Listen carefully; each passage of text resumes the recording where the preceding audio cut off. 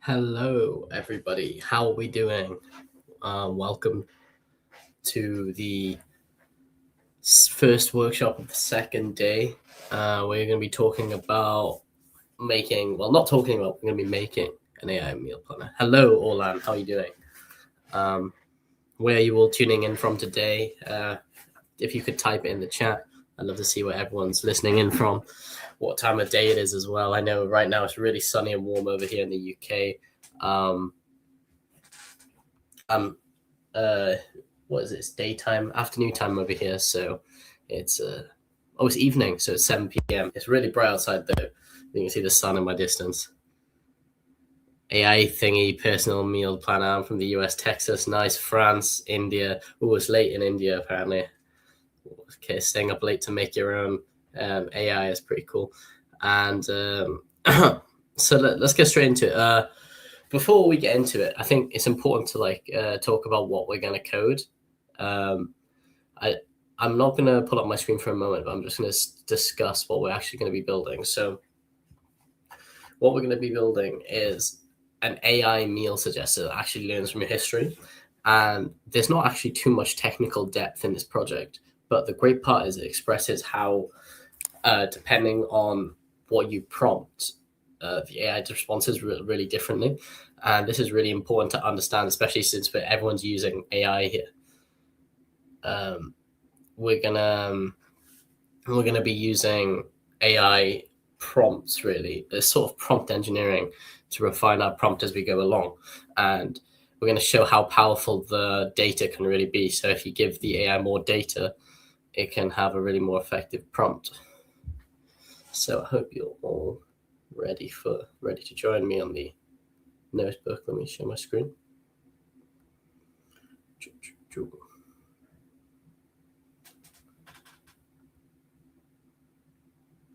I will share. I'll share.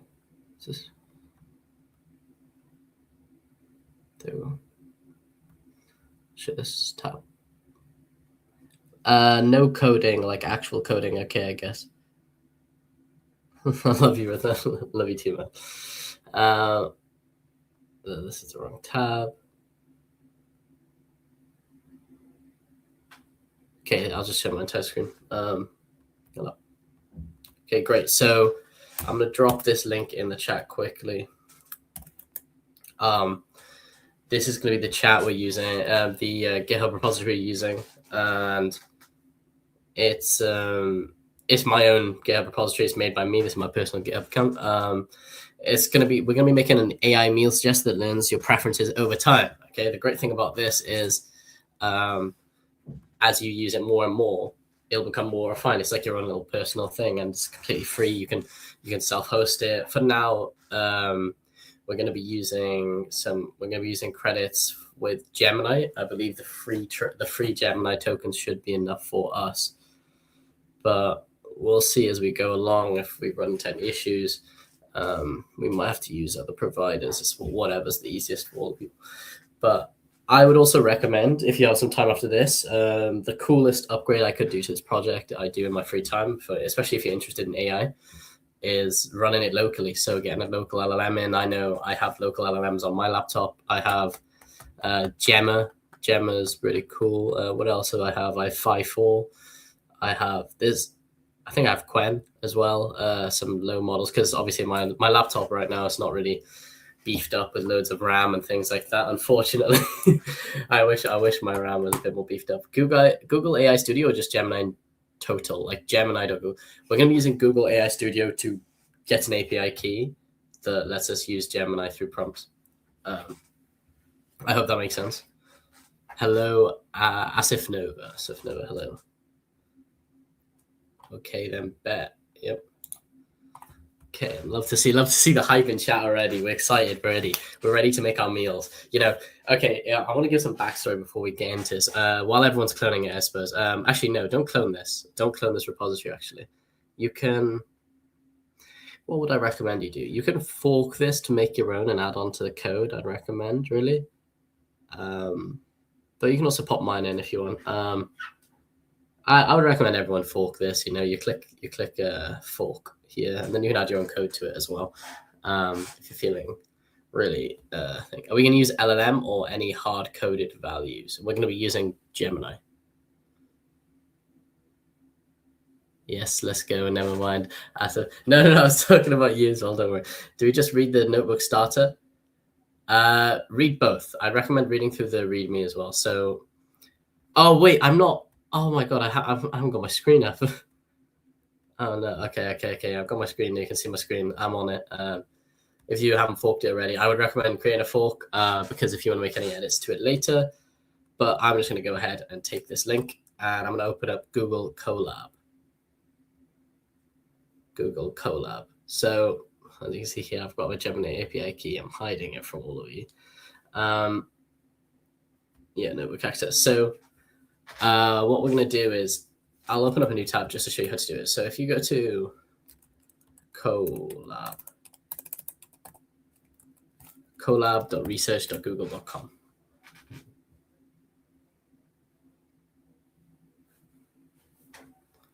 And once you're here, you can click on GitHub on the bottom left. And you enter a URL, just paste in my URL. Just copy this. Paste in. And if I click search or click enter, you'll see repository. You can also do the same thing if you forked my repository. And then what you could do then is anytime you made any updates on your own repository through your code, you can also run this locally if you have Python installed. I've made the requirements, but you'll have to install the requirements.txt if you're familiar with pip and stuff like that for any of you who want to run it locally. I'd recommend following. For the sake of following, just use the Colab for now. It's good enough and it's quite fun. So let me know if you're all on the screen and you're ready to go. Just click on Notebook Starter. And you'll be ready to rumble. So the first thing we need to do is set up a nice little piece of code here. If you click Notebook Starters, it formats everything nice and neatly. You just read it in GitHub. Nice.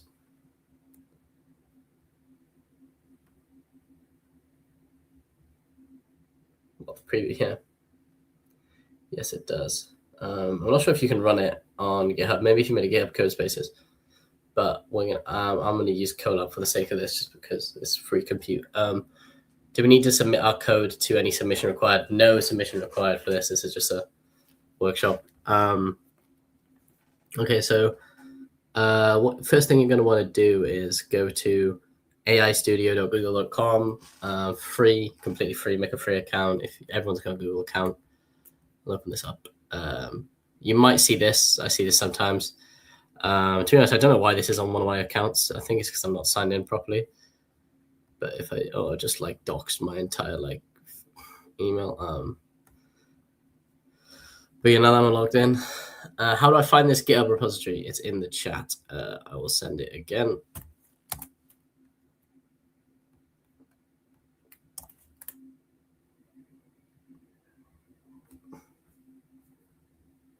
I accidentally clicked on like the main. Oh. Anyway, I have my Gemini keys, API keys here. And the way you make one, you've just create API key. How to get on Colab? So you go to Google.research. Wait, is it Colab.research.google.com? Send the link in the chat as well.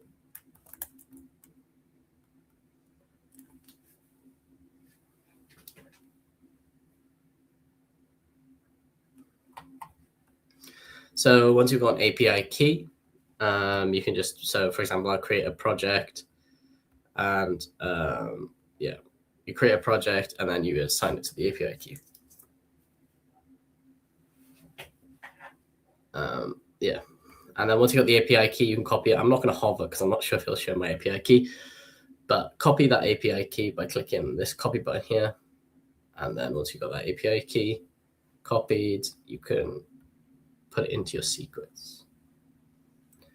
So put it into your secrets like this.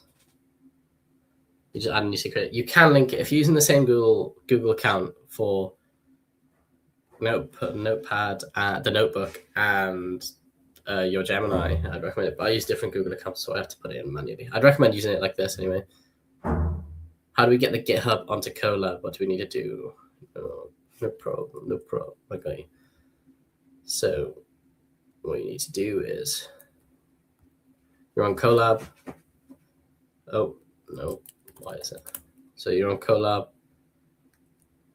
and then you go to GitHub on the left, and then on here, just put my GitHub repo in. I'm not sure why I copied it on paste, in case I copied my API key. Copy my repo. Don't copy all of this, only copy this part. Oops.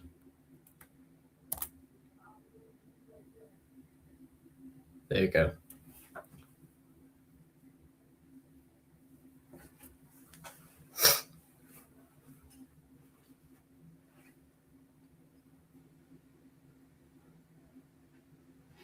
Then you click enter, yes.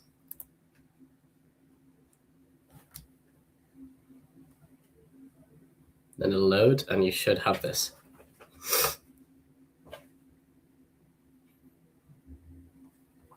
No problem. Okay, so once you're on there, then you go to aistudio.google.com, and you get an API key there. And once you've got your API key, you go to your secrets. But can I use my fork repo URL too? I believe so. Let me know if you have any issues. I think if you fork it, it should be fine. I've tried it myself though, so if you have any issues with the fork repo, I'd recommend just switching back to mine. But your fork repo should be fine.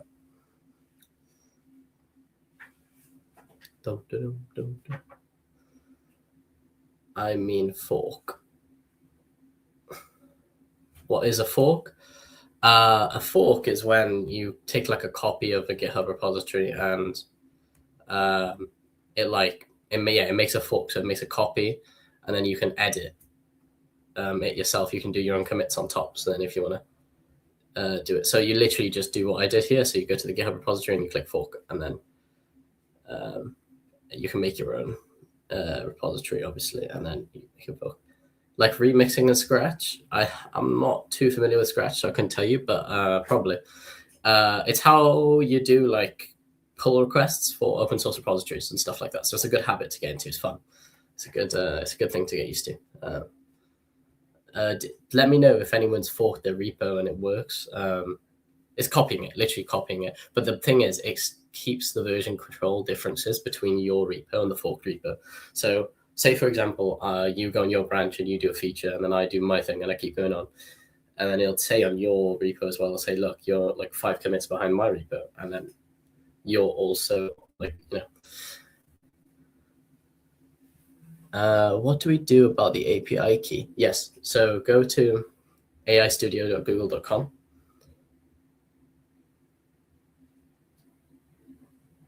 And then make a project, or make an API key, and then just assign it to a new project. You should be able to get an API key through there. And then once you've got that, go to your secrets, which is this little key here, and then add a new secret, and then name it Gemini API key, all caps and underscores, and then paste in your value, and then it should be all good.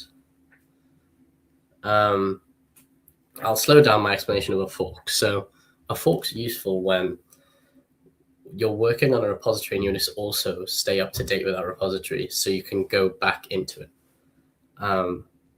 It's useful for when a developer has taken an issue and he's made a clone of a snapshot of that repository.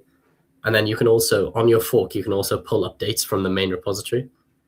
So say I do updates to this workshop, you can pull the updates to the workshop on your own fork. You're too fast. Sorry, I'm hyper. All done. Okay, Asif Nova. What part are you stuck on? Give me a guide here. Are you on the collab, or you need the API key? Yeah, no, let me know if I'm going too fast. Like, just tell me what part you need help in. Yeah, if you just make a project here, you get the API key, and then you go to the notebook, the collab. Can you do the API thing again? Yeah, of course. So there's probably going to be some stream delay as well, which is nice. So I'm creating a project.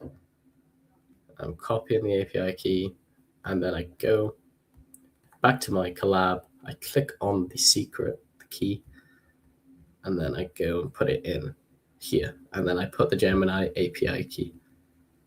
Name it that.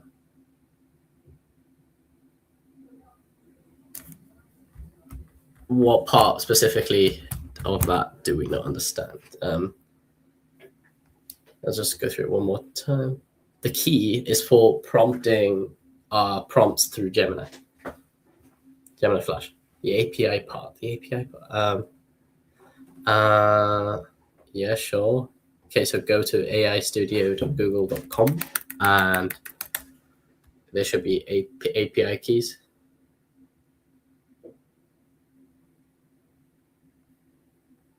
And then you create an API key.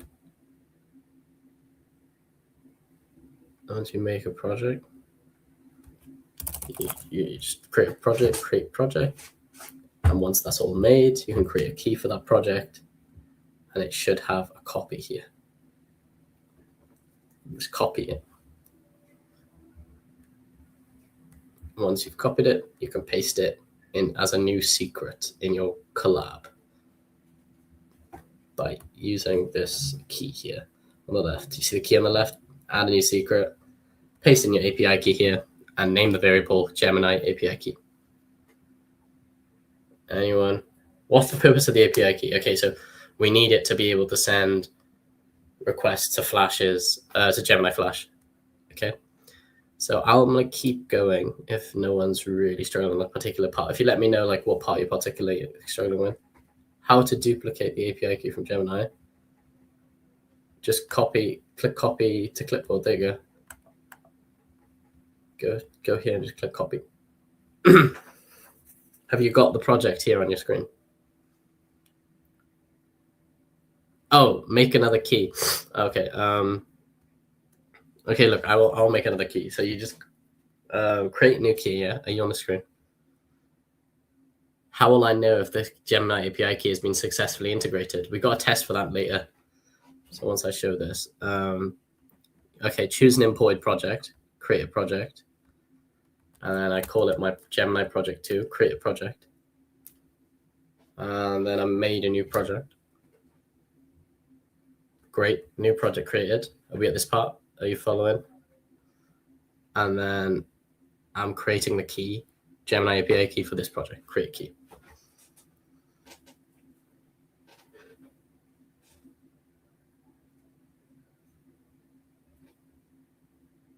And it should let me create a key. It's just going to take a while because, oh, shit. Oops, pardon my language. I did not know it shows me the API key. Oh, pardon. Oh my god, no. Okay, that's.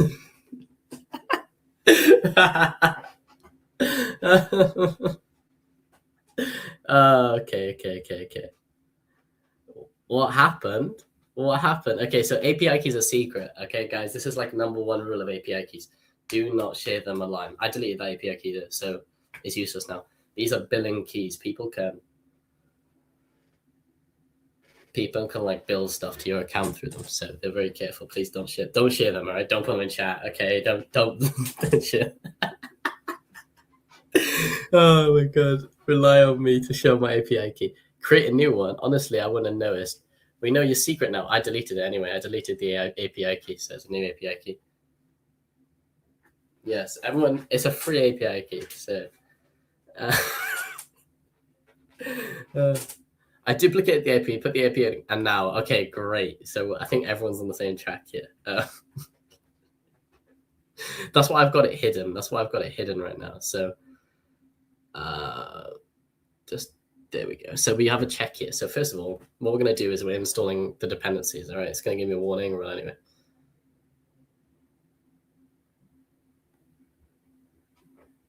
Yep, it's cool.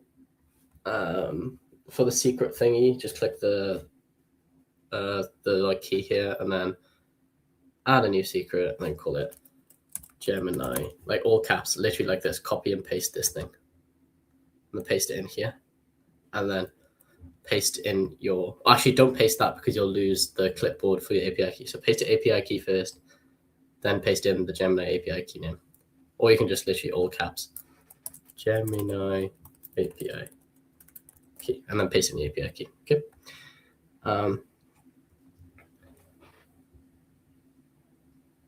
No, name very secret, right? Yeah, it is. On GitHub. I'll just put the GitHub in one more time. I should have it like pinned, to be honest. I'm not sure if I can pin out stream. Can I put this? There we go. I'll leave it on there for a while. Let me know if it gets in the way. Yeah, what we did is we used a Google Colab, and if you go to colab.google.com or colab.research.google.com here, and then you paste in the AI thing. Oh, the GitHub. There should be a GitHub option, and then import it in, and the notebook should come up. Oh, here's my API. Oh, okay, delete it. Go to google.com and go here. Use the 3 dots and delete key. Click delete key. Click delete key here. Delete the key. That one was fake. A fake API. Delete it. Just delete it anyway. If it was, I know it's your API. It's fine. Okay, just delete it. I'll also delete the chat. I'll see if I can delete the chat. Oh, Jesus. I'm not sure if I can delete the chat. What's going on? No, that's fine. Just delete your API key, it's fine. No. What does run cells? How do we hide API key in GitHub repo? Use a .env file.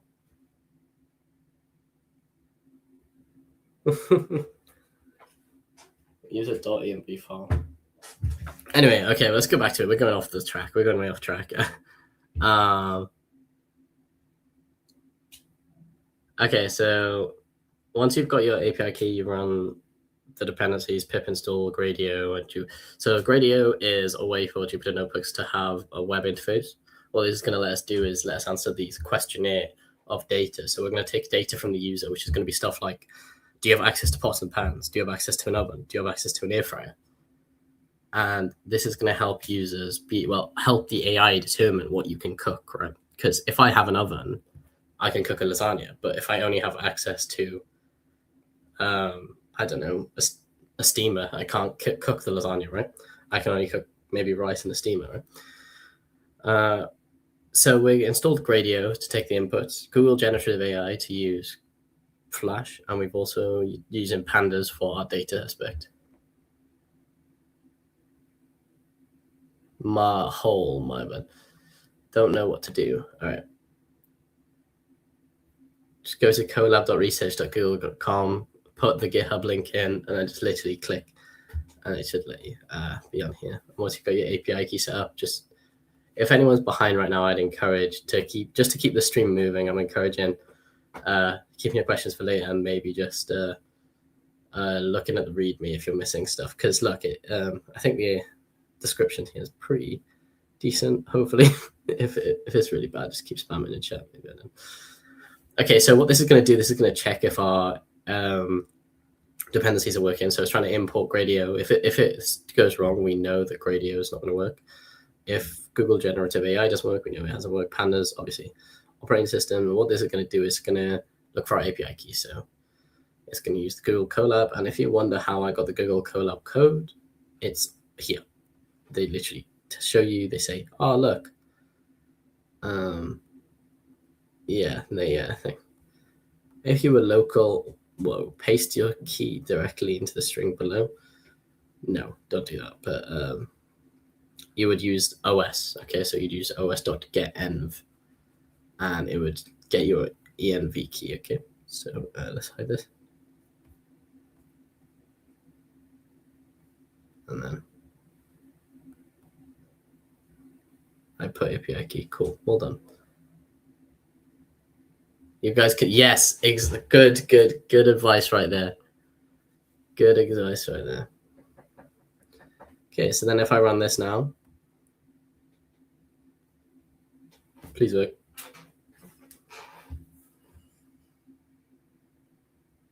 Nice. Oh, loaded API key from Colab secrets. Wait, Gemini is ready to rumble. Gemini's put on the gloves. It's ready for round one. Okay, so I'm gonna put up my solutions as well, so I can just follow up. We're going to be making the UI for, before we build the UI, we've got to think about the data we're storing. So this is some pandas, right? You're all going to be quite well versed. Let me see if I can put the chat while I. Nope. There we go. There we go.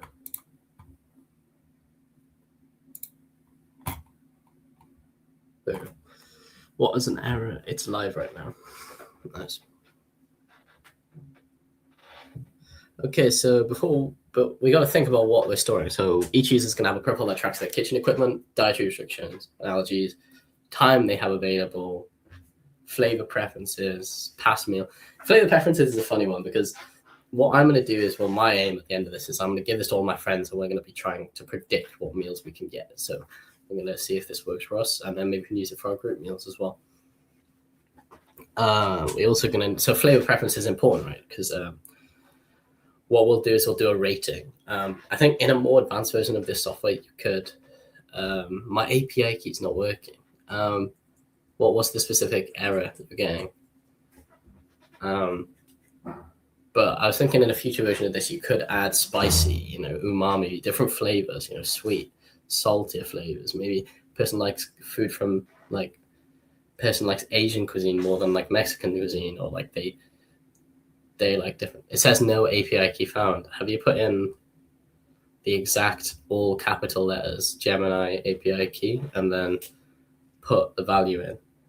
Make sure 100% you put it. Yes.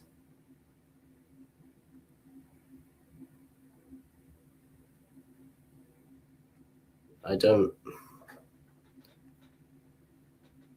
Yeah, you're kind of. No, it's fine. Okay, let's keep going. I named it Gemini. There we go. You're fine. Well done. You can keep going. Let's go. So what we're gonna do is we're gonna have all of this, and this is gonna be quite cool because what we're doing is it's almost like a config file for our AI cooking agent. Imagine you had a config file for your cooking agent, and you loaded the code for your friends on your friend's PC, and you went, "Oh, mate, look, I can load my code, and then you can have your own config file, and you can swap config files." The way I imagine it is, I think it's pretty cool. It's like having a DS card, right, or an SD card with your information on it, or your previous things. Because I mean, look, all these companies are tracking data about you. You can argue about data security and privacy, but I think the coolest and funniest data you can track on yourself is your eating habits. Because why not? This is what makes your suggestions better over time. The prompts we send Gemini gets richer every session. So we're sending Gemini data. And the primary thing about this data is we're organizing in a way that's easy for the AI to use. So we're gonna have ways to like quantify data that you feel. So like you feel a meal's good, we can rate it like, a 7, an 8. I don't know. Try not to rate stuff a 7. Statistically, apparently 7 is the thing people do if it's okay. So 7's the thing. 130 ad. That's crazy. I'm so sorry for you. Anyway, so we're making a directory here. We're making a path. Okay, so we're making a folder called data, and this data is going to be, I think, the folder. Does the folder exist? Might have to. New folder, data.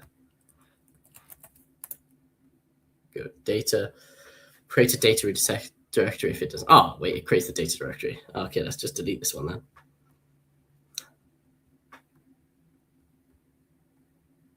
But 8 seconds long. Okay, great. And what we're going to do is we need to write a load profile function that checks if the profile exists. And if it does, reads it with pd.readcsv. And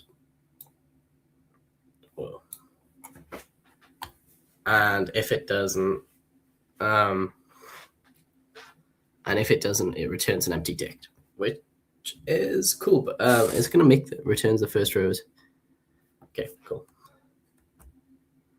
Def load profile. So we're going to take away this pass right now. I'm going to do if the profile history, profile path exists. It's a very nice Panda function. We're going to do a new data frame. The new data frame is equal to pd pandas dot. And then we've imported pandas before as PD, as you can see before. Pandas as PD, so that's what we're referencing here. Pandas dot read CSV.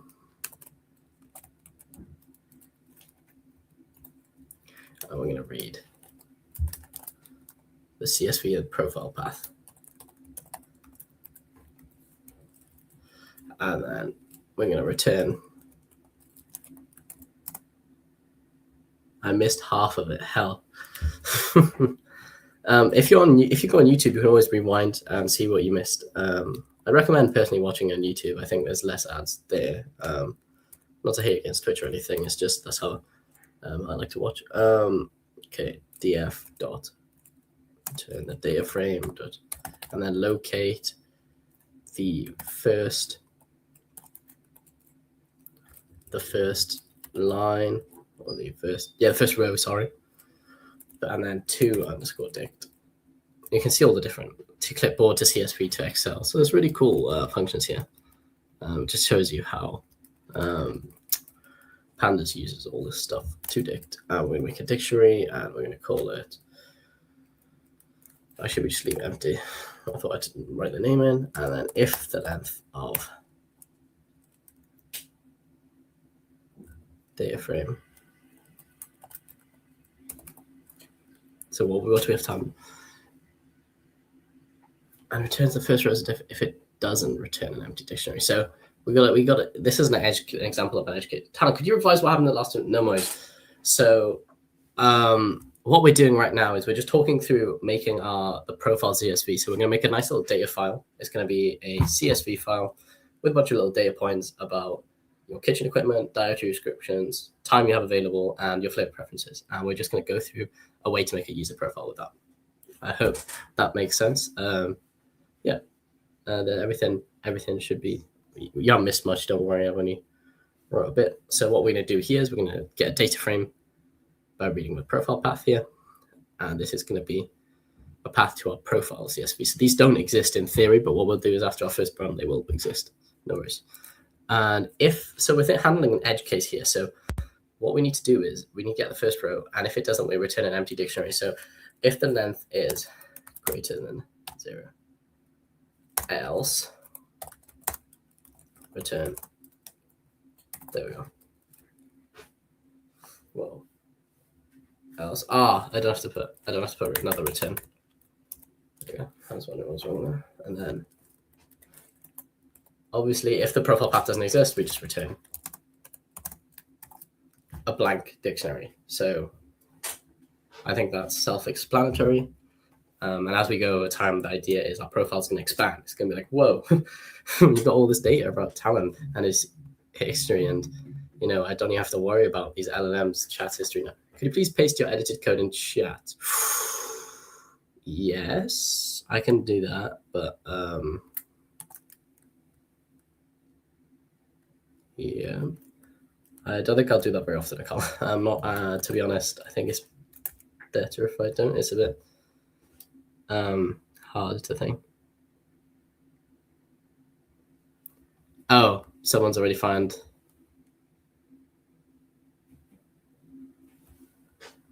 .exist. Well done. You really found a typo. I've been looking at my code for too long.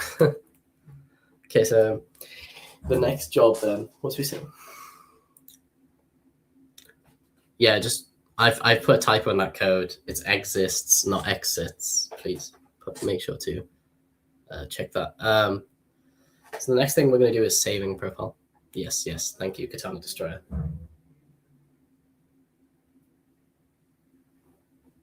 So the next thing we're going to be able to do is we're going to be able to save the profile. It saves the profile path as a CSV using the pd.dataframe profile.toCSV. So we're putting in a profile as a dictionary passing through. So we're going to just go ahead and we're going to do pd.dataframe.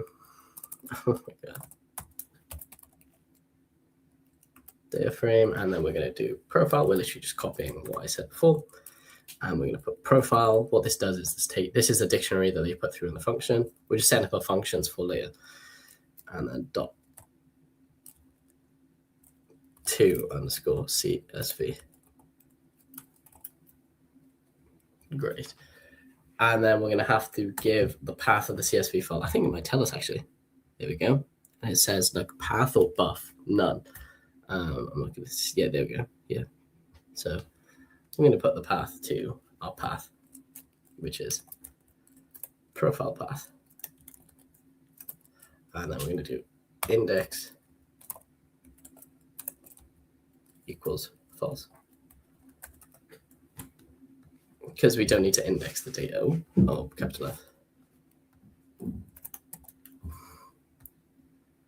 And then we're going to print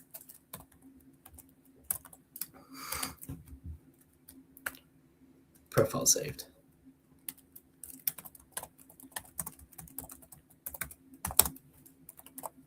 Your meal is now eternalized as data.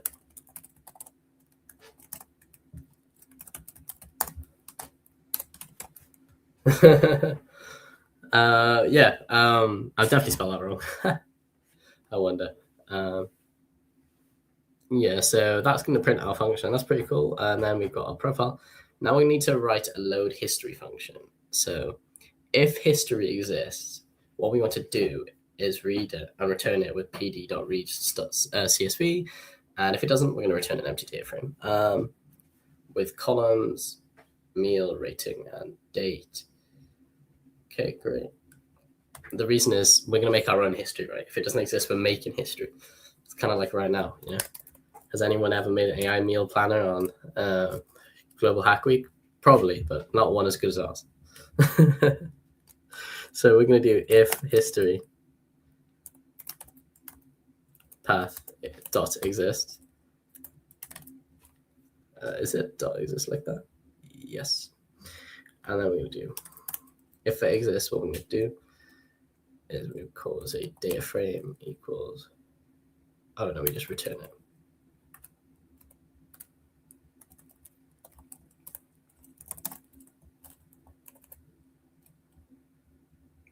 Turn PD dot read. Let's see. How do we find the YouTube link when these sessions are over? Major League Hacking YouTube channel. Here we go. I've literally got it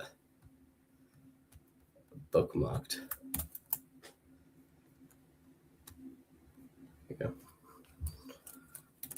Then we're going to read the CSV. Let's see what it requires: file path or buffer. And we're going to need to do history path. This one. And we're going to do. Okay, there's no other things we need for that one. So, and then obviously, if it doesn't exist, we're going to return PD pandas dot data frame, and then we're going to make it columns equal to, and then we just copy this word for word. I do like to make it easier, Phil. Yep, so basically this is for an AI specializer meal planner. Basically all this code was pre-written. Yeah, so what I do is I pre-write the code and then I just kind of talk it through with everyone here if you have any questions about specific parts. Yep. And I post solutions at the end of it, so you'll be able to edit it. But the coolest part about this is at the end, so not too long now, you'll be able to do your own customizations and then share the link in the chat, actually. So hopefully we can just keep going interrupted now. I'll just keep whizzing through. We'll get to the end where you can do your own edits and then flex the people in chat if you have your own edits. Write a save to history function. Could you explain the functions using? Okay, yeah, sure, of course. So pandas is it's a library for commonly used for machine learning.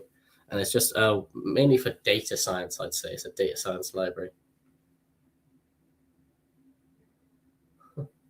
Okay, that's a bit harsh. That's a bit rude. Anyway, main features. So easy handling of missing data and floating points. Yeah, Pandas is a Python package that provides fast, flexible, and expressive data structures. No, it's fine. It's a joke. Don't worry. I didn't take it serious. I don't understand how to run cell from top to bottom. You click play, I think.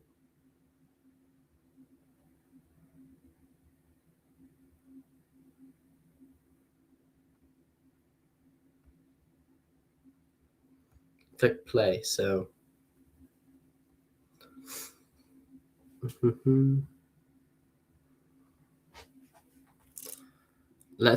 Pandas is a data analysis tool. It's used for organizing data. So you can read data in Python, pass it through. And what we're doing here, for example, is we're turning stuff. So CSV is a type of file used for data. So it's kind of like grids. And what we're going to do is take our data and put it into like boxes of these grids, right? So yeah, I think that's all I can really explain. I don't really want to go deeper into that for now. Data frames are the frames of data within the CSV files and stuff like that. Do you know of any of the libraries that can help with data normalization? No, actually, I'm not entirely sure. Yeah, I don't know. I mainly use pandas. I haven't used any other libraries for data normalization. The only things I've used is Rust and MATLAB. No, not Rust, R and MATLAB. So if you're really interested in maths, how do we access the pre-written code? It'll be available at the end of the stream.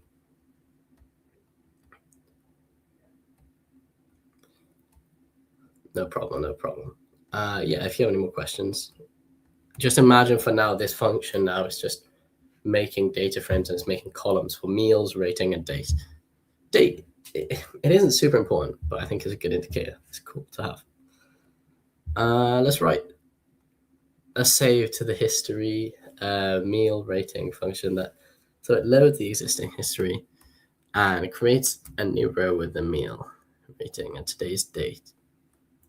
So let's load the existing history. So pd.load CSV. And then, is it load? No, it's a read. Oh my God. Okay, and then we're going to have to go for our history path.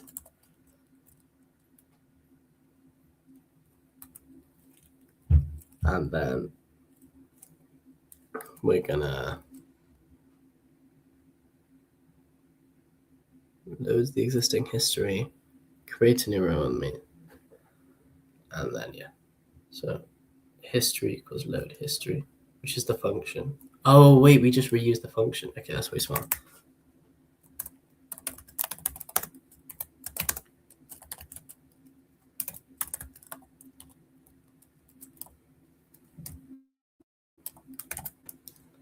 There we go. History is load history. So we're just reusing the function here, so then we avoid the edge cases. And what's going to return here is if we don't actually have a history, it'll return the dates and stuff like that. So then we do a pandas.data frame.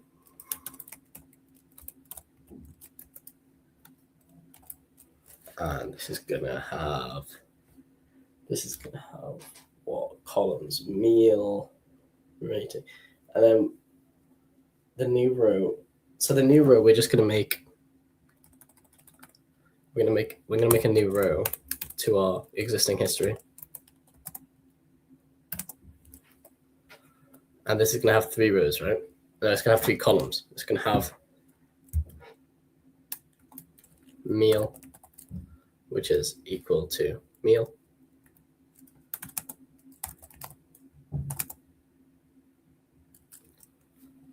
Then it's going to be rating,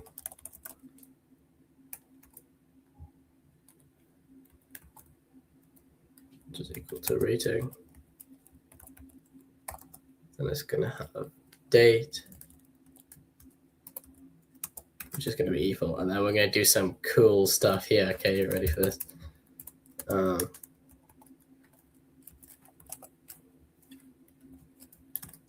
We can do pandas.timestamp. And then we can do .now. We can get a timestamp from now, and we can do stirf time. Stirf time is a string formatting of the time. And yeah, we're going to do %y dash %m to get the month minus %d to get day. And I need to quote that up. Right, so yeah, if we just do a quick hop over this function. Well, it doesn't give us a description. But yeah, stirf time is a function that just takes your timestamp, which gives you, so timestamps objects are like date time objects. So they're not actually they don't return strings naturally. You have to tell them, I want it in this format. I want it with year, month, date. I don't want in the millisecond. If you just left it blank, it would return the milliseconds, I think, of the day. So how many milliseconds have passed since 0, you know? So yeah, that's the, oh, it's not closed. Oh. Oh. What's going on here? Ping.airframe. I need to do this. There go this.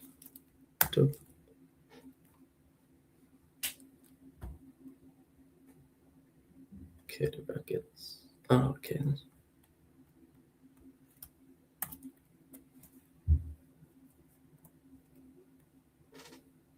the link to the repo, I'll send that in chat if you'd like. Again. Nice. Okay, that's how bracket issues fixed. I'll copy the repo and paste it.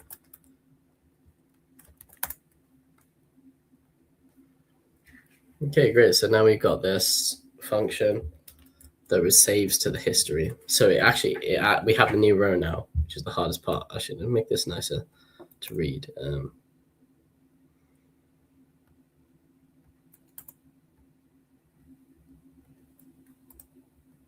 Great. And then in the same function now we can write history. And we're going to do a neat little pandas function, concat. And all it does is it concatenates two different data frames. So you have history, and then we're going to have new row. You might be wondering why am I using the history here? Why don't I just put path to history, because it loads a CSV file? Because our history, again, I just want to mention how convenient it is to make these functions load history at the start, because it handles those edge cases. So I'm much less likely to have errors now, because I've already considered, if it exists. If it doesn't exist, I return this. So yeah, I just wanted to point that out. It's really neat thing to do. Make sure you're thinking in your code, especially in a Python like data science. You wouldn't think, I need to pre-make my functions. Yeah. No. Is it time to leave? No. I have another hour. You're scaring me here. You think you're making me check the schedule?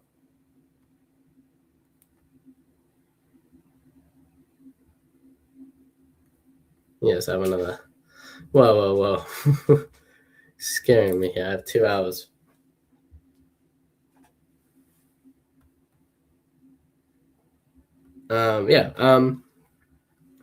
So our history now, and then after our history, we're going to do what we needed to do.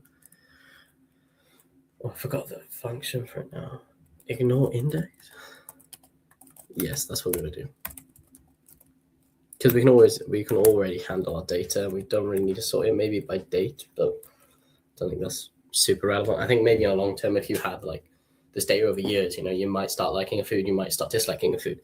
But I think data it's nice to have, but it can only be used later. And then we go history. And we got to make this a CSV file now.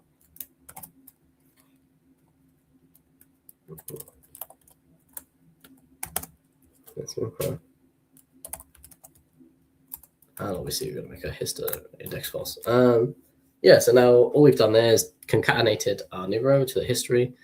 And now we've got a history CSV, which is no index. And now we're going to print. I use an F string for this. If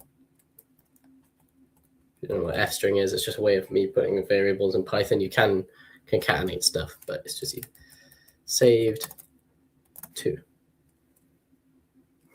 Now I'm going to use my phrase from before. Your meal has been eternalized.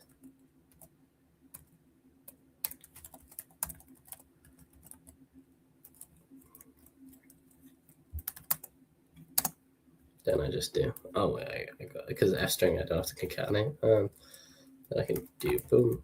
I can do meal. I can do the last 50 characters. I think it was past 50 characters, and then dot. Oh.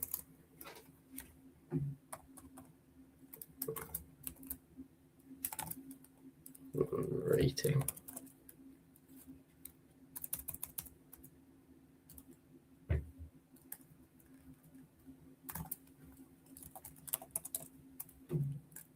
Out of 5, so it'll be like, this was your meal, so we're taking the last bit, and then rating out of 5. So we're limiting our meal to 50 characters, basically, because I don't know what meal is larger than 50 characters, really. I don't know, a pizza with pineapples and pickles and olives and garlics and ham.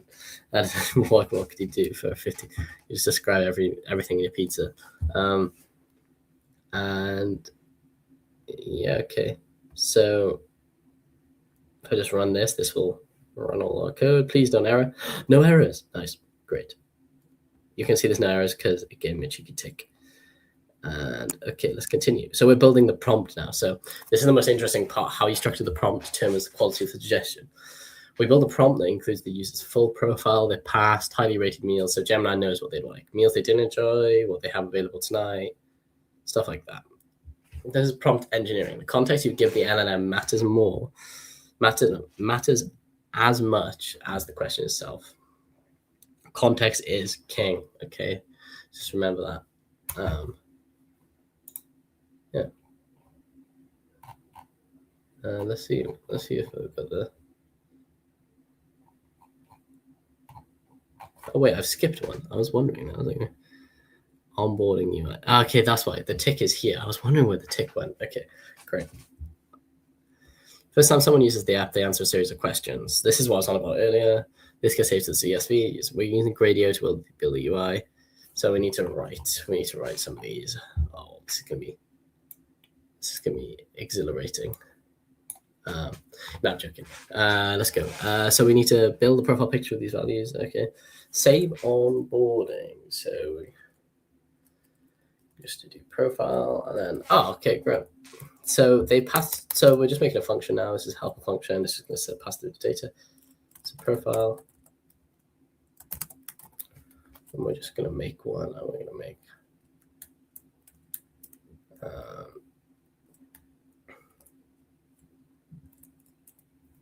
then we're going to do equipment. So making our own dictionary here. We're making equipment. And then we're going to do, actually, no, we could do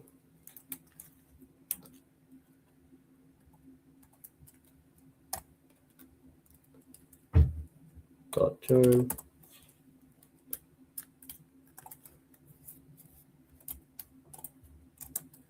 And I think for the sake of this, what we're going to do is we're going to assume everyone has a hub, right? Everyone has a hub. So if there's an equipment, we're going to join equipment, else hub.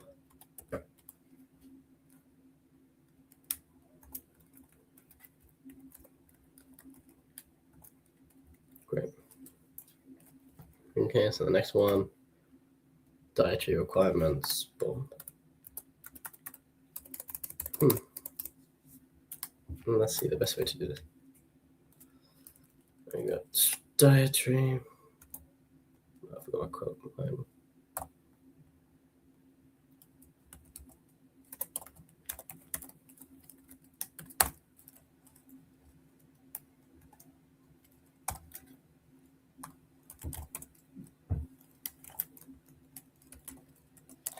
You might be wondering why I'm joining all of these. It's because I'm trying to make it one line for the. Sorry, excuse me. I'm trying to make it one line for the CSV file, because that's how CSV file views stuff. It's just lines of data, and it'll have, yeah. If you want to look up example CSVs, there's plenty online. Dot join if dietary, else none.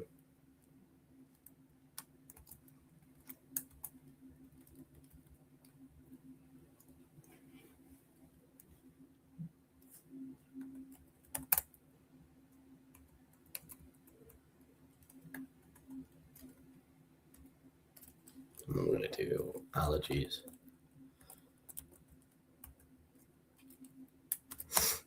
So I'm feeling a bit off today, I'm not going to lie. Allergies. Oh. No.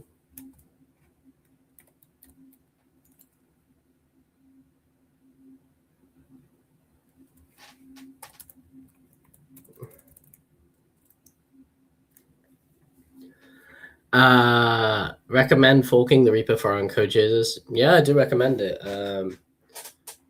Is it meant to be a group project on the stream? This isn't the group project stream. This is the AI one, but feel free to make your own changes at the end. I recommend taking this and forking it.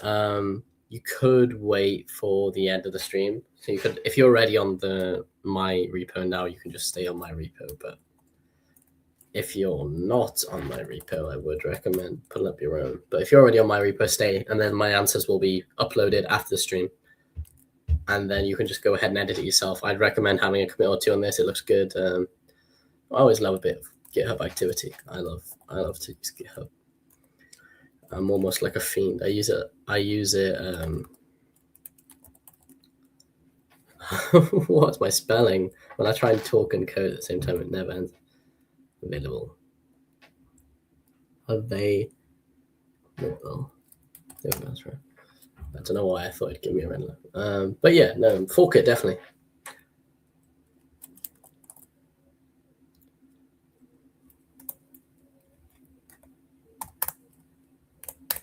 That's why I make these repos, and I share it with all of you to let you be able to fork with it and mess around with the code however you want. Yeah. Spice level.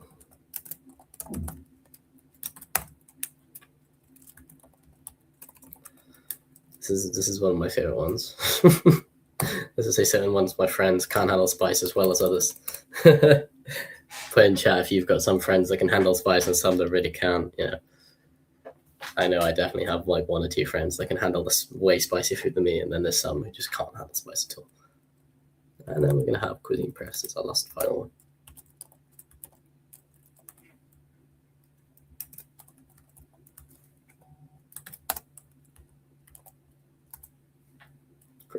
Don't think. Okay, we're gonna dot join this one because it's gonna be multiple. We're expecting multiple answers.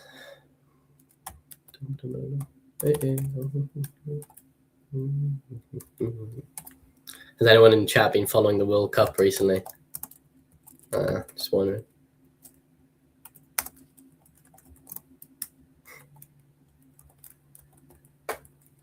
So we're gonna think about what AI is taking from this, right?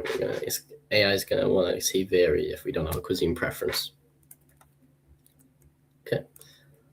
And we're gonna want to run at the end of all this. We're gonna have save profile.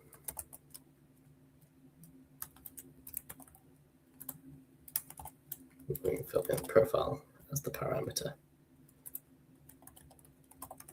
You can do profile equals profile, or you can just do profile. Either works, and we're returning an F string.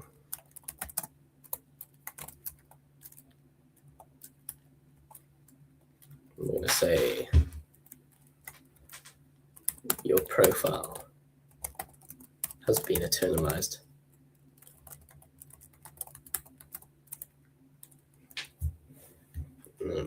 Equipment. We could. I'm just gonna. Yeah, we're gonna have to tell ourselves what what we put through. So.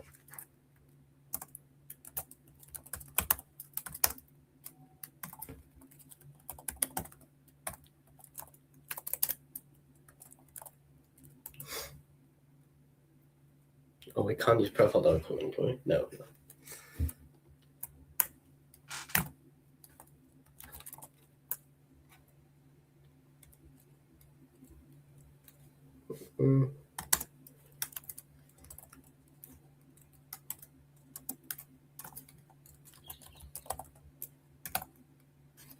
Norway. You're from Norway. Nice. Oh, you've been following Norway in the World Cup. Oh, okay, cool. Excited for the game tonight. I'm living in England right now, so I'm definitely going to be watching the game tonight. Can't wait.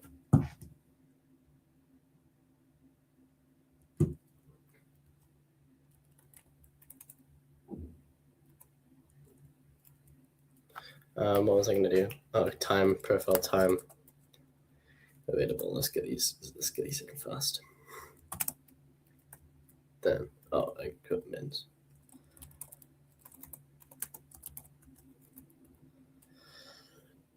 And then, yeah, okay, so after that, the UI. Yeah, so it's your job is to wire up the save onboarding function. Let's see, to dos. Any to dos in here? Wire up the button. Wire up the button. Do we need to build it from scratch? How do you suggest to do it? Sorry, for this project, I suggest maybe listen along to the stream if you're this far, because it's already been an hour. Or on YouTube, you can go from the start again. But just follow the steps I did at the start of the stream, and then if you're on YouTube, you can just go from the start and just keep going, and then yeah, anytime you want to skip, you can speed up. Anytime you want to slow down, you can slow down and pause. Pretty neat.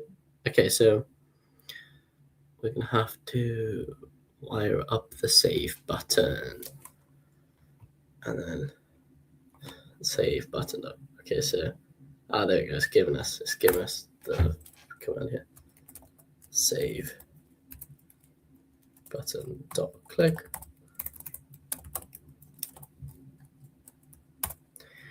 Function's gonna be save profile, right?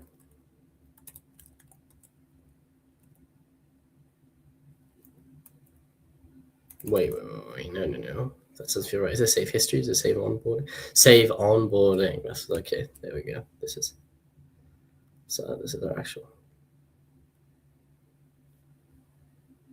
Oh, where's my?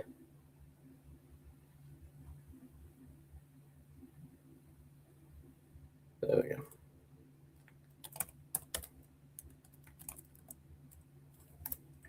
Yeah, I suggest forking it and going on the collab yourself, or hosting locally if you can. Stuff like that if you're doing it locally. So onboarding, inputs equal. We do equipment, dietary. Oops. Allergies, time, available, spice level, cuisine, prefs, and that's it. And our output equal output.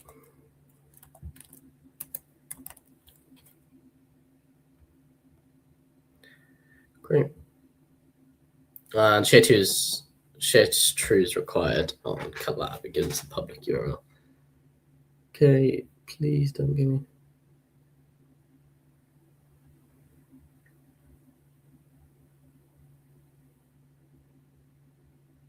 Way, let's go, team, let's go. Okay, what equipment do you have? Hob, oven. Boom, boom, boom. I've got a hob, I've got an oven, I've got an air fryer, I don't have a barbecue there. Does anyone here have a barbecue?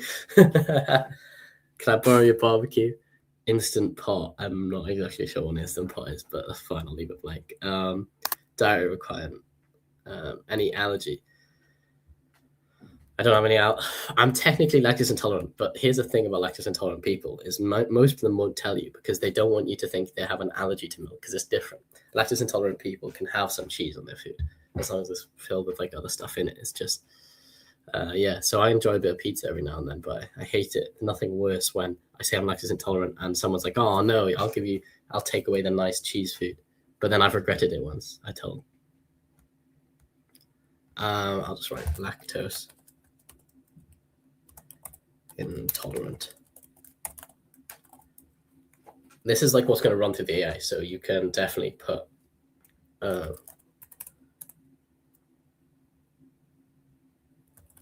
mild / little bit. How many minutes do you usually have to cook? I have a good hour. I don't want to spend 45 minutes. Okay. Spice. Oh, I like a bit of hot food. Favorite Italian's good. Asian, Mexican, Indian, obviously. British. What's British cuisine? I'm staying clear away from that. What's that? Middle Eastern, American, Mediterranean. I like a bit Mediterranean. Yeah.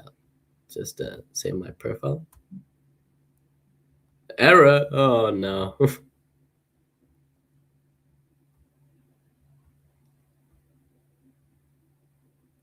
What error is this?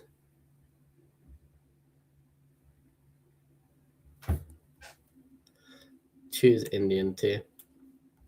Did I choose Indian? Yeah, I did. Don't worry. I didn't put French cuisine. I'm so sorry. All right, let's fix that. Let's fix that right now. Let's fix that. Oh wait, I said. Oh my god. Okay, wait. Okay. We're putting French. Anyone in chat has not got their country's food in there. I will gladly put it through. Oh no, it's making me save and get up. No. I got French in there. Do not worry. Okay, wait. Let's run it again. Let's run it. I have to do justice.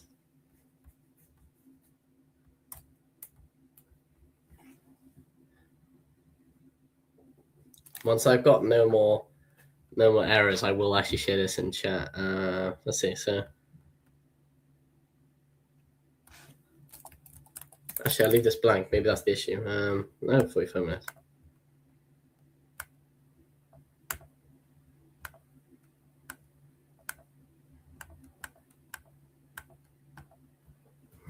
The hot food. Oh, see, French is ticked. Indian, Mexican. Hell no, American food. I don't want to have chemicals in my food. Error. What's the error? Come on, give me some. No.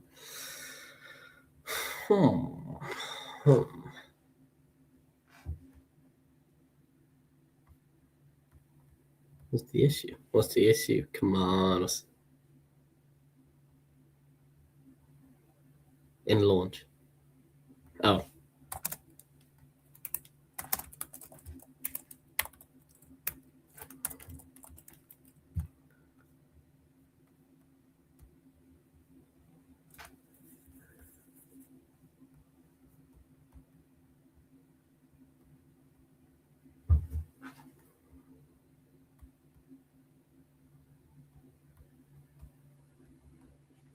Let's see.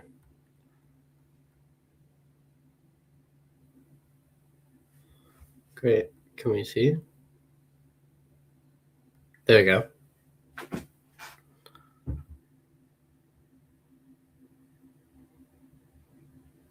Unhashable type list. Ooh.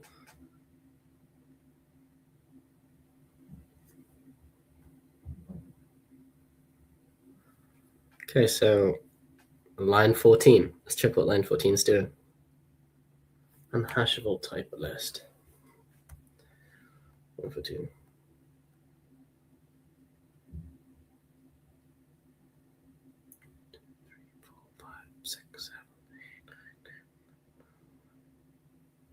There you go. What? Something's wrong with my F string. Let's see. Oh, silly me. Don't have quotes.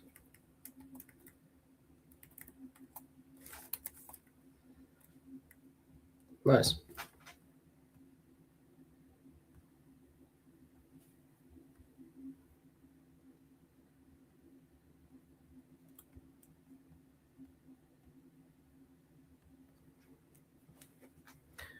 Okay, let's go.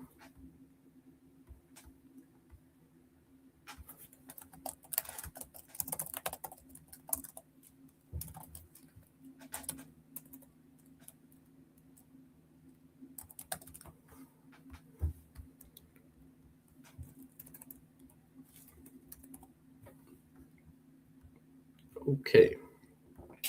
Since this one's going to work, this is going to be the one. Oh, what's going on?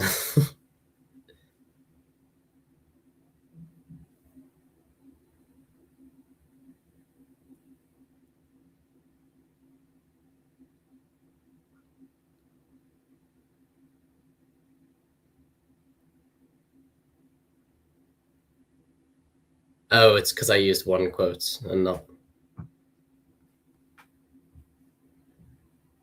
What?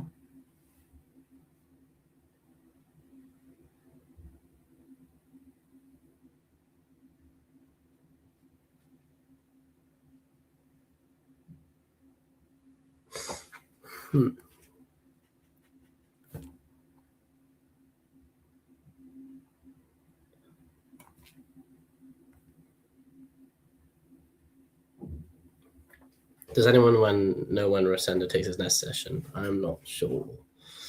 I'm afraid, but you can ask the chat. Hopefully they'll. Time available. Key error. So that's a key.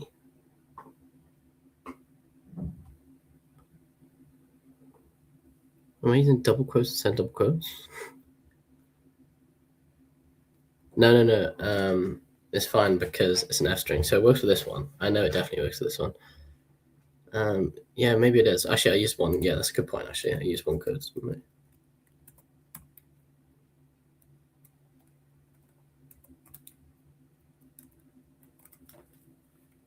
If this works.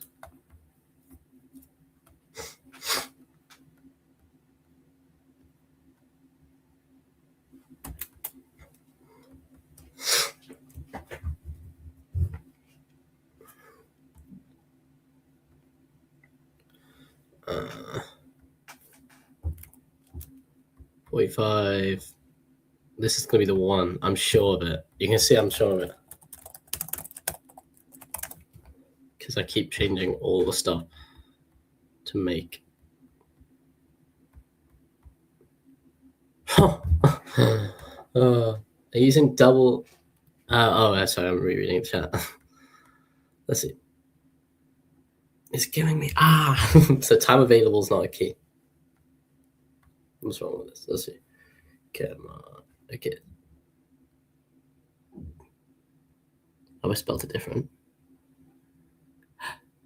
Oh my god. That is crazy. That is so. That's so. Lol. Yeah. That's crazy. Huh.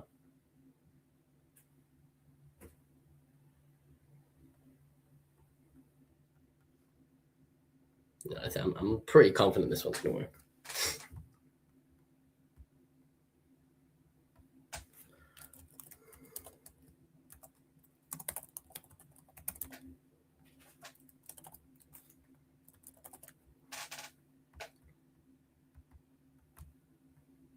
There should be like a hackathon application form. If any of you host a hackathon, you've got to make something like this. We ask people their favorite cuisine for the application status. Yes, your profile's been eternalized. Woohoo!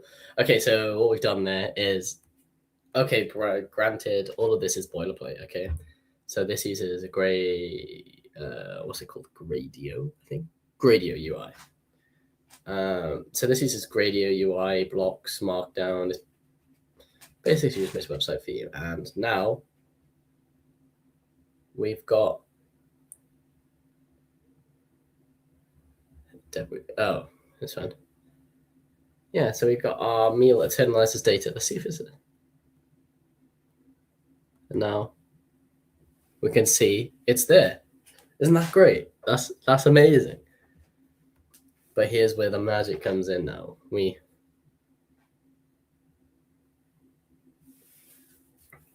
But this is the most interesting part.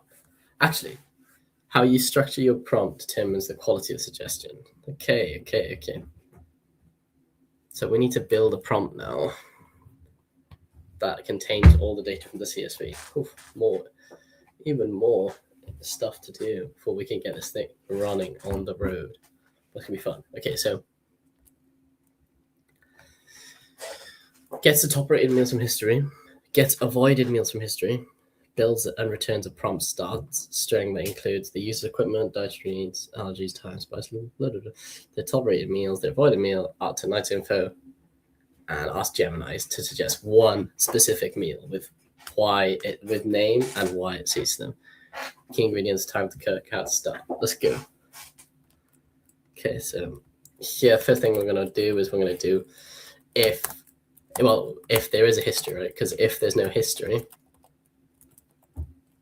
we can just ignore it. It's great. Hopefully there's no history. And if there's a length of history, we're going to make top meals. Cool. I'm going to leave that for now. Oh, what? No, I don't want to do that. And if it's not, we'll do else.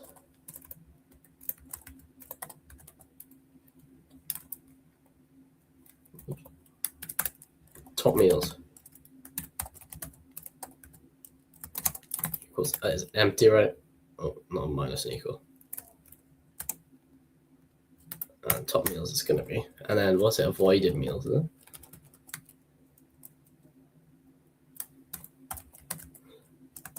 It's going to be empty. So top meals are going to be. This is going to take a bit of filtering. So what we're going to have to do is we're going to have to go through our history. And we're going to have to go through history. But we're going to filter this one. So we're going to do history, and we're going to filter by the column rating. So we're taking the rate. Sorry, Talon, it's very weird here. You're explaining stuff really good. I'll watch the revised stuff on stream on the YT tomorrow. All right, it's great. Sad to see you go. Sorry, sad to see you go, Ash. But hopefully you'll tune in tomorrow for my other workshop. No, it's not tomorrow, it's Tuesday. But just tune in for my other workshop, and I can't wait to see you there. Have a good night's sleep. Bye-bye. All right, oh, my laptop's fully charged now. It's great. My phone is also charging. Okay, so rating. So if the rating is greater than or equal to 4, what we're going to do is we're going to do add the meal to the list.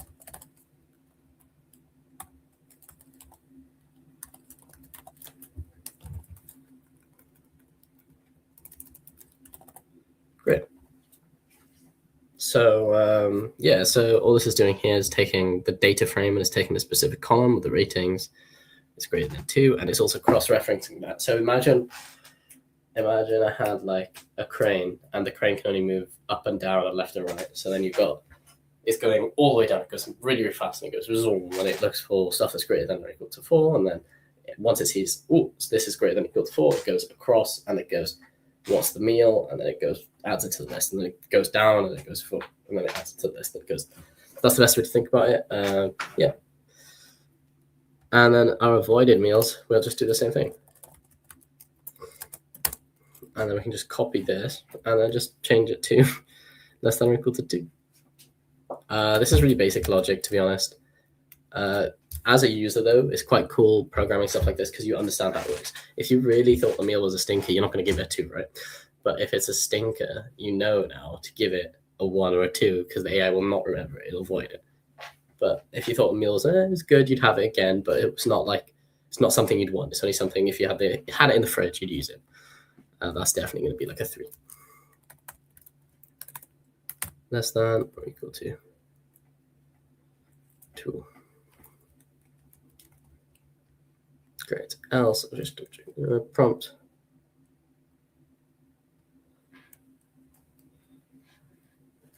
And then we're going to have to return a prompt probably.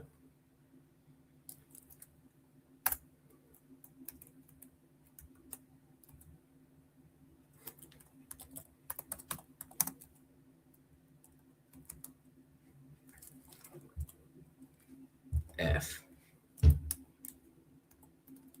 I'm just going to kind of use a generic prompt. You are a personal cooking assistant. Suggest 1 specific. I love how AIs talk to AIs, because obviously I've asked an AI to give me a nice prompt for this. Yeah, AIs learn. I think they listen better if you give them capital letters for some reason, because I guess they just scraped loads of stuff off Reddit, and anytime people like use all caps, they mean something. I don't know. That's definitely not true, but it's nice to think about. Meal for tonight based on this person's profile.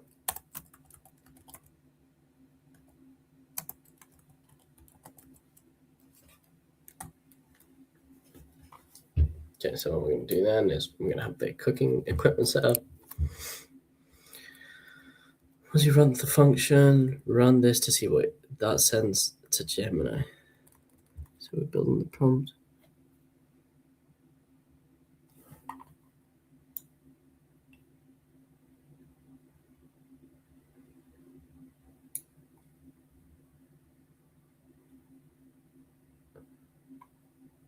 Oh, okay, so it's going to be a big prompt, so I might...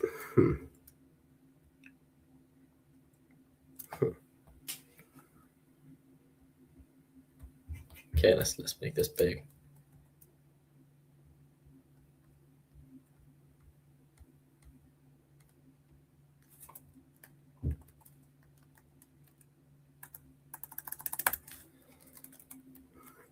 And then we're going to go there.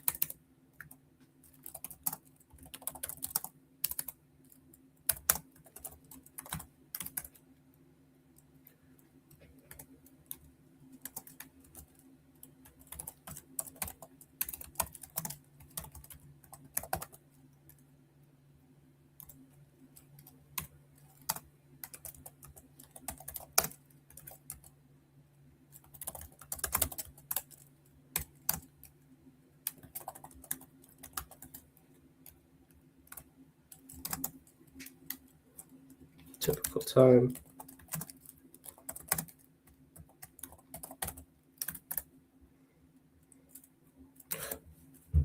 And then we're going to do spice preference for your favorite cuisine.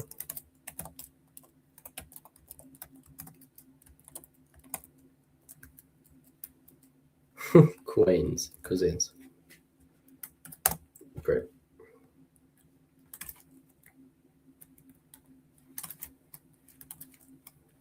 Great. And what we're going to do is to get these, we can do, because it's an F string, we can just put curly brackets in and we can put data through. We're just going to use the profile that we're passing through. You see profiles we're passing through. And then we're going to do .get. It's a function you can use on dictionary. It's a function you can use on dictionaries in Python. And then we're going to get equipment. And we're going to... And if there's nothing, we'll just assume hop.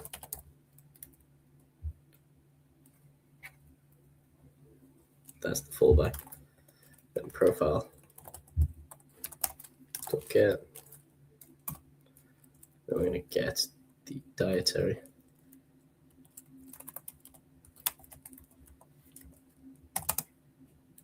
Then we get none. I think that's right. Dictionary. What dictionary do we make for profile? Yes, it was dietary.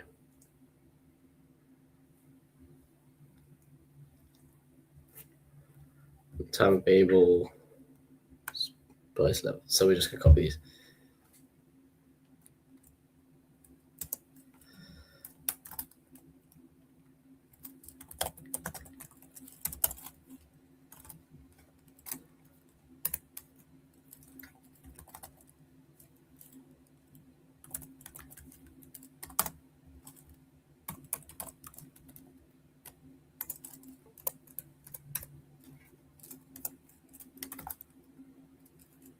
Then you got profile.get.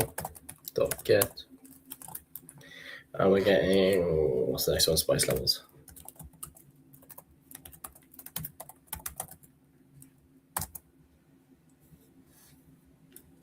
And if this spice levels, just assume medium.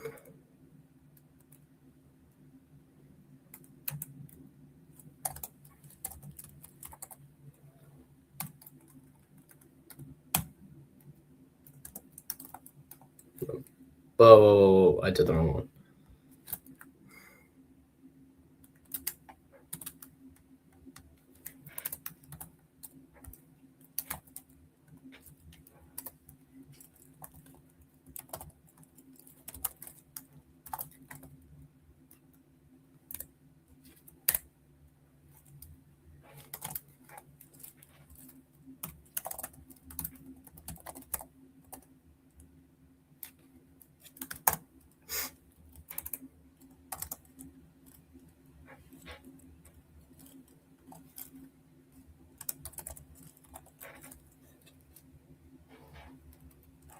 Favorite cuisine, profile.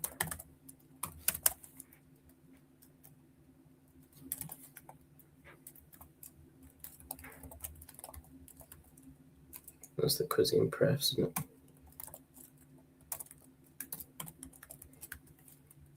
Well, if you can't get that, we'll just assume varied. And then I'm going to say what? You've got to speak to AI in caps, right? Enjoyed before. What we'll do is we'll use F strings again. We're going to use dot join. And then we're going to join top meals. If top meals, else none. Good.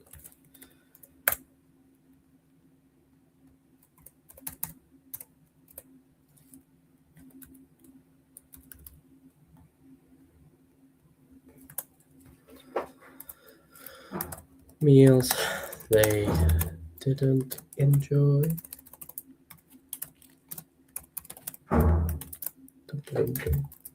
We can just do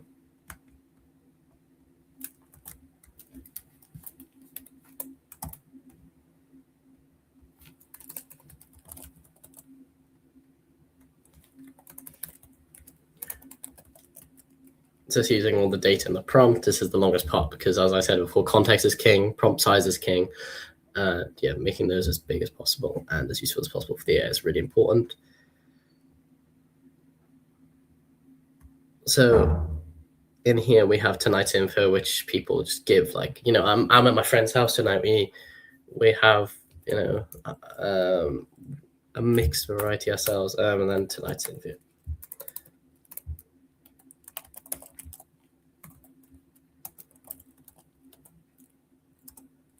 Then. Oh.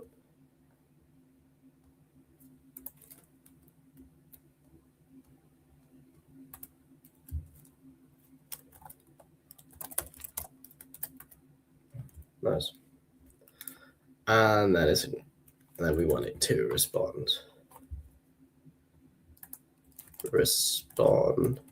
with, I keep on clicking shift enter.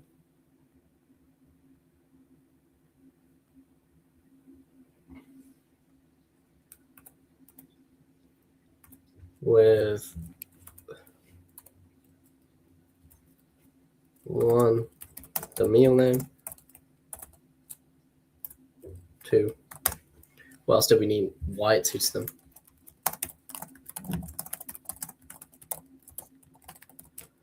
And then 3, key ingredients. Remember we said we needed this before.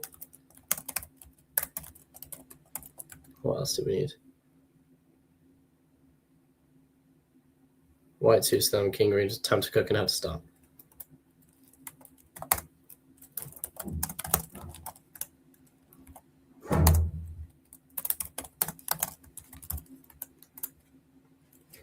Be specific and practical. And we gotta just double tell them, only suggest one meal. And then we finish off the S string here, and then we return prompt.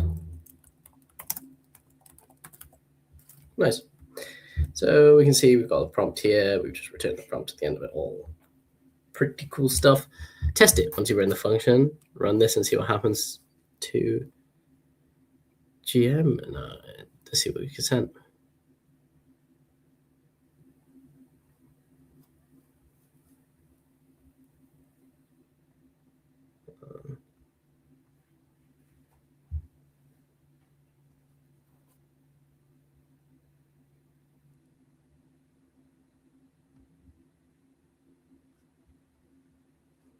Oh, this one's already running. We just close it.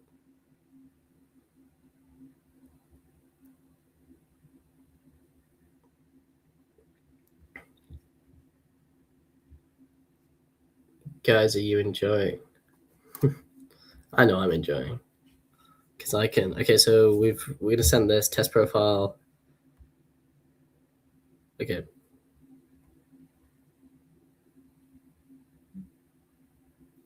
None.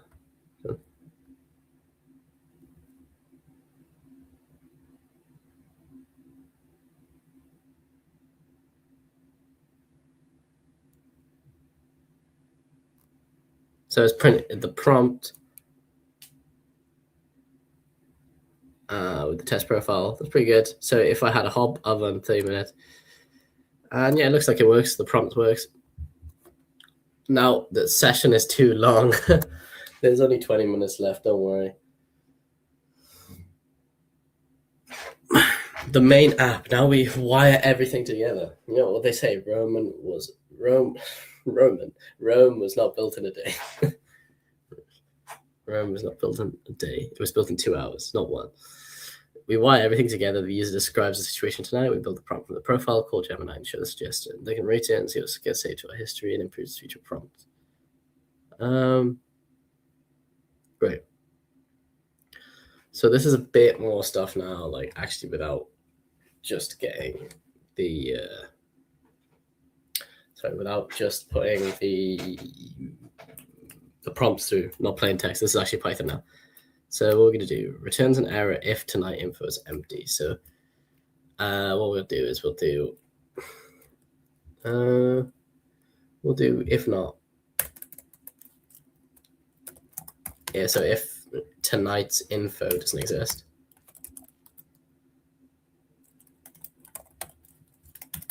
return. We're going to return, like, tell me what you've got.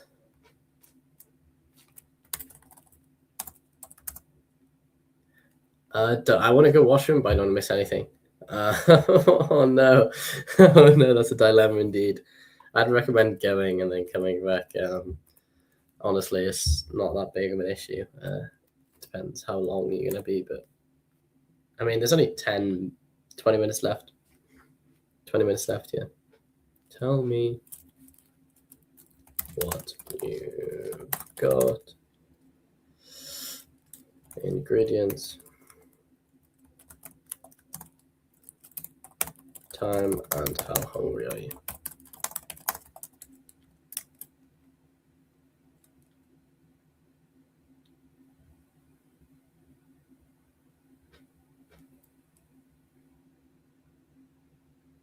Hurry up, bro. I don't think it makes a difference. I'll be on the thing for the whole time of the stream anyway, whether or not I finish early or not. Profile. So for the same prompt, we'll do profile equals load profile. Gotta enjoy the process, coding, because you're gonna have to debug anyway. So if not profile, we're gonna have to throw an error. Boom.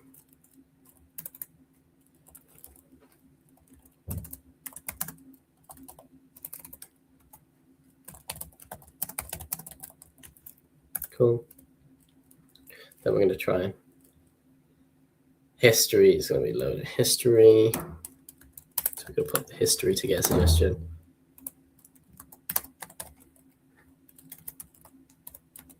This is literally getting everything.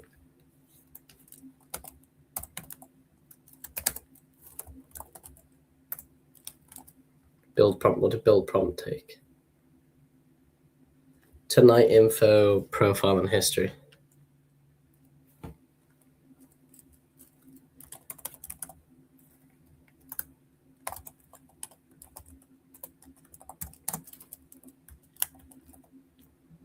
We're actually, to be fair, we're actually quite close. And then what we're going to do is we're going to try.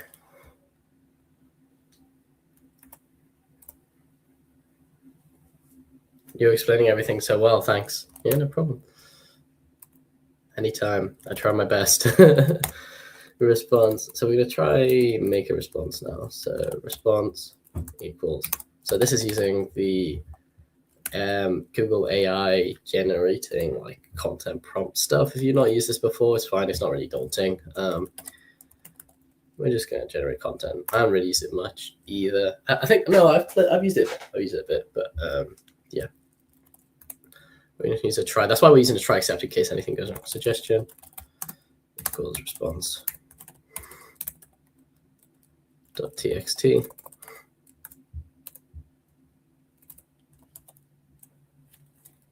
Oh, .text on buggins. I wrote response intent and last. And so suggestion text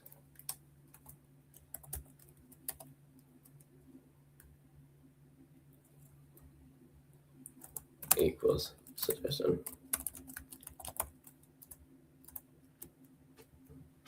And return.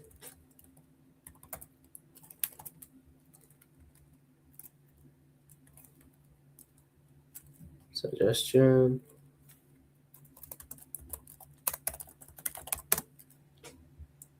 Then we're going to use the Gradio API again. So I've imported is gr. I'm going to update it. And we make this visible to the users.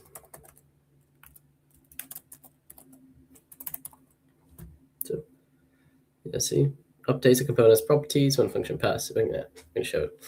And then except we got, because when you have a try, it's going to be accept. And we're going to want to really say something's going wrong with Gemini, which is not really an uncommon thing to happen, unfortunately, with all the tokens and usage, especially when your usage runs out. This could actually be an error. Except. So what we're going to do is instead of accept, we're going to take an exception as well.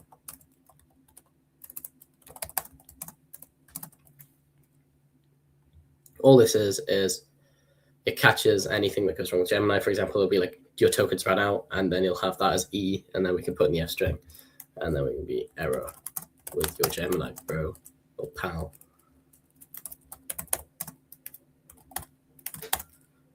And then we just go E and put it through the F string. It's pretty nice. And then we're going to gr.update.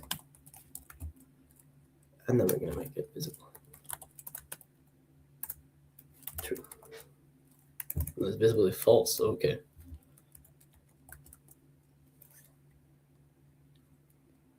I think that's what does visible do? Use this to update the visibility of the component. Can't remember why I've made that false, but we'll see.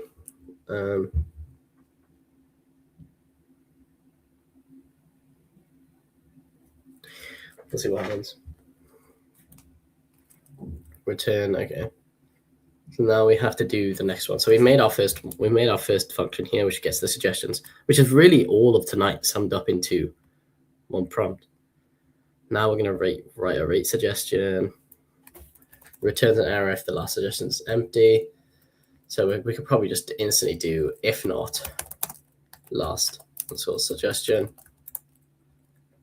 text.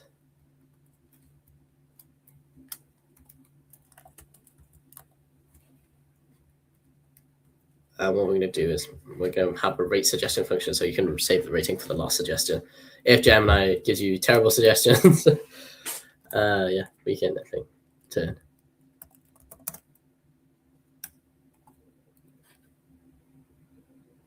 Timeout. Part 4 Gemini started to time out. Oh no. I think I'll cross that bridge when I get to it, to be honest. Gemini issues are no and nothing rare, so I just encourage you to either chuck your error logs in here or take a look at them yourself, or maybe pass them through an AI that can maybe help you. Yeah, good luck with your AI debugging. If you want any help, of course, put your error logs in here if you don't mind. And what we're going to do is we're going to take no suggestions already.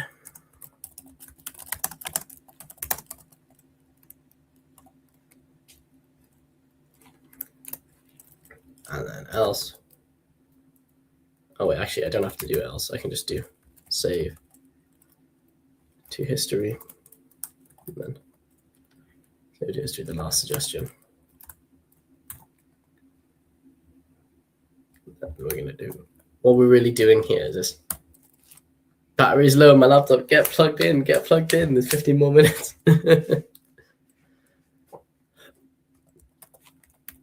Text, and then we're going to do the last 100 characters, and then we're going to have our rating, which is our users pass through. Then we're going to return. Thanks for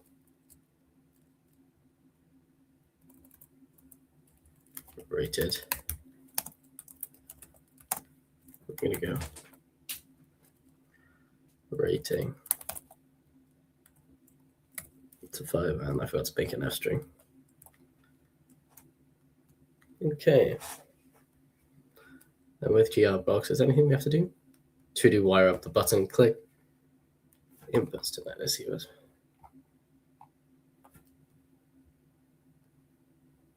Ratings data. Suggest button. So suggest. We have the suggest button, right? Yeah. Can we do it? Yeah, it's up here. Button on the dot click of it. When I touch a debug, it also times out. I think the new model is just too slow. You can customize the parameters if you're passing through the Gemini code. So maybe edit the Google AI part, the Google Gen AI part. Button dot click, and then FN. So our function is going to be get suggestion.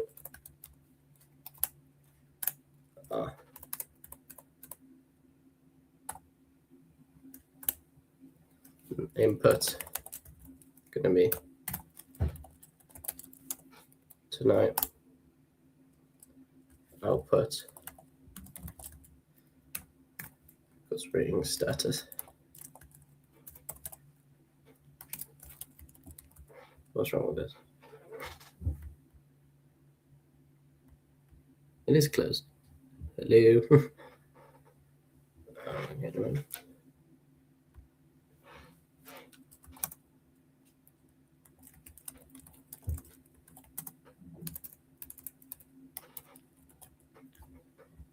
Trying to see.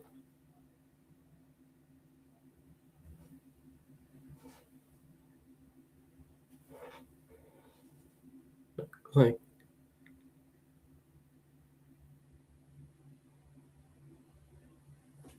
FN equals. Yeah, this one.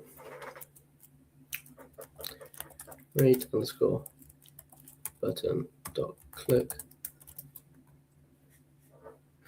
Now we're gonna make this one. FN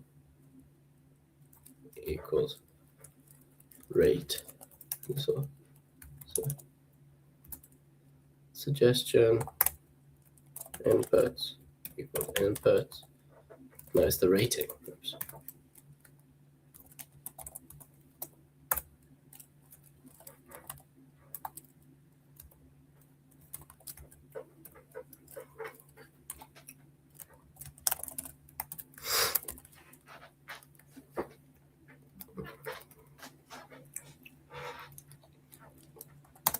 And then debug equals true. What's going on wrong with here?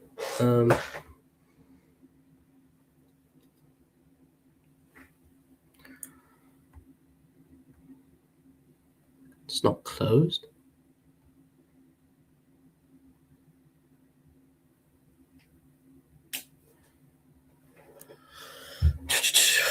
FN get suggestion. No, laptop down. Continue mobile. Good luck.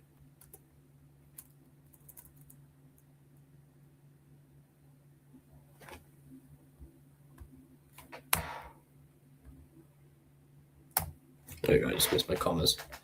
Silly me. It's getting a bit warm in the UK. I might open my window. Oh no! Cancel. Okay, let's see what happens.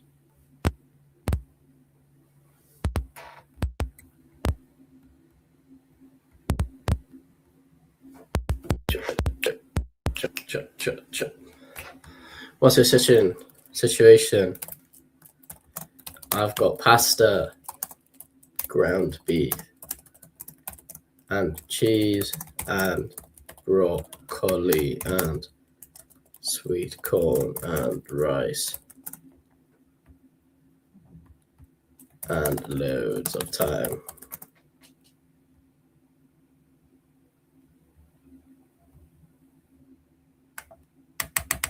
Suggest something.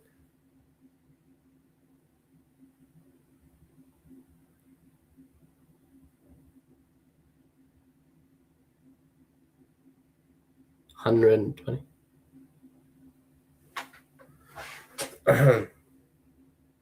Just the commas. Yeah, I got the commas now.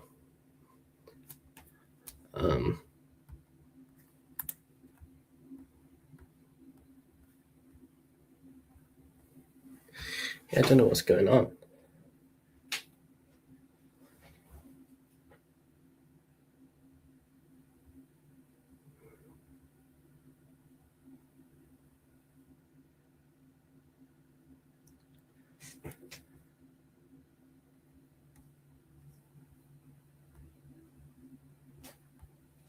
Told you. Why we make the cooking web is we going to be a cook in the future. I'm going to be a cook in the future. Oh my. Why is this not working? Let's see what my code's done, because that is working before. Oh, wait. Oh.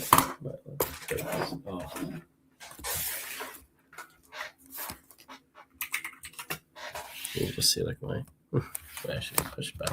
That's it. Keep it up.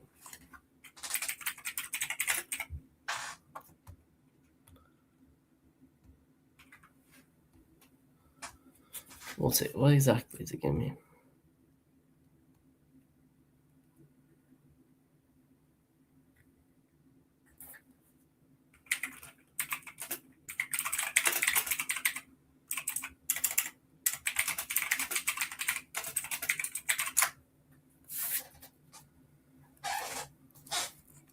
Let's see what I did.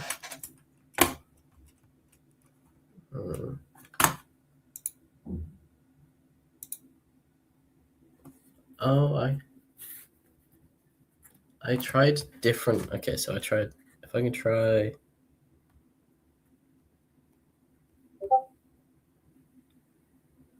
Join for some wiki races. If I try Gemini. Where's the prompt? Okay. Generate content. Gen AI.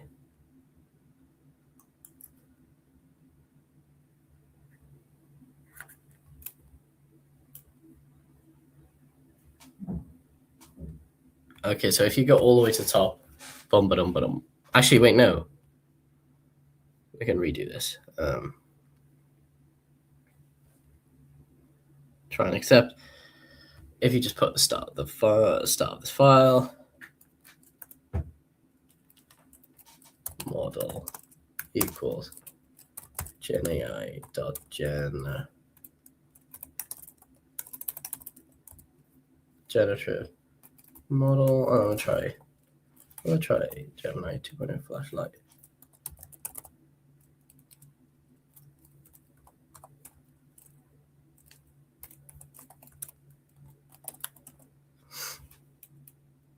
Please work, please. See what chat say. But I think we've got the point across today. I think the model being the bottleneck is actually not the worst part. I think as long as you can put a prompt through to your own LLMs through local, you can have a local AI that tells you what you should make, which is pretty cool. If you ask me, pretty cool.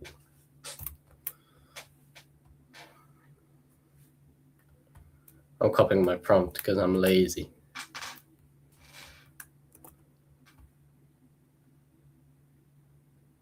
Just something, please. So slow.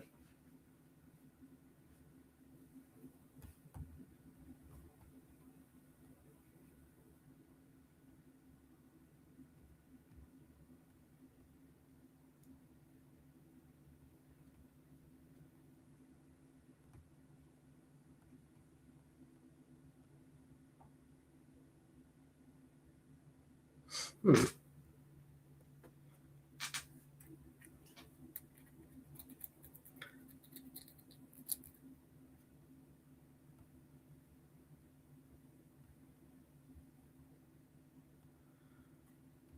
can we do?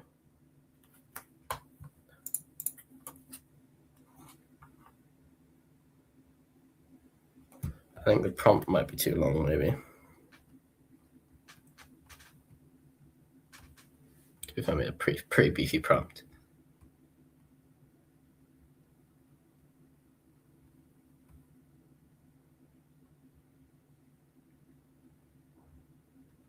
Let's get rid of be specific and practical.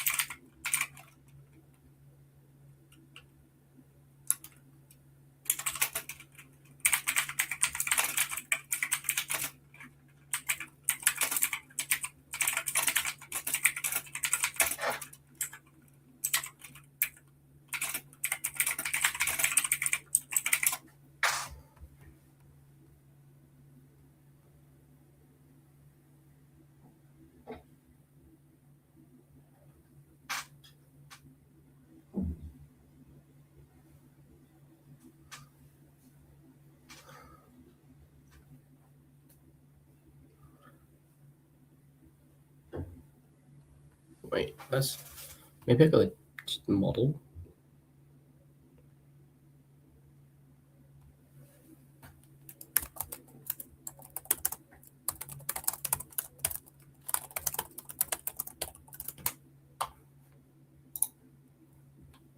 Why don't you use Gemini 2.5 Flash? Oh.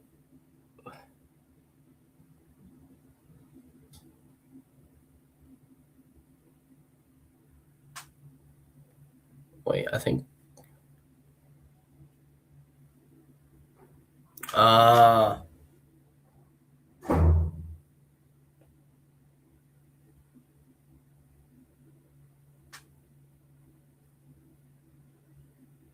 I used the wrong one.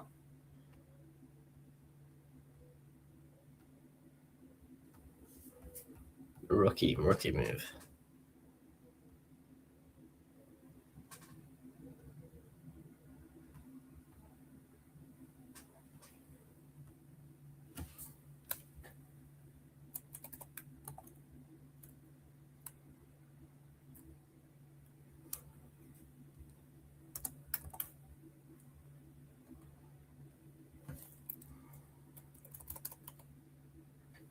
Google Gen AI.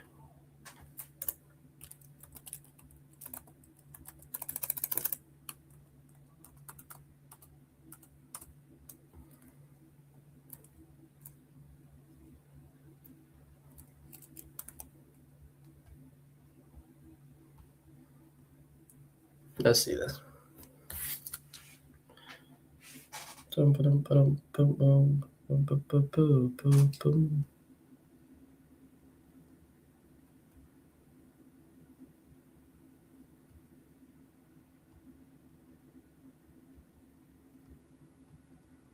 Let's cancel this one. Yes.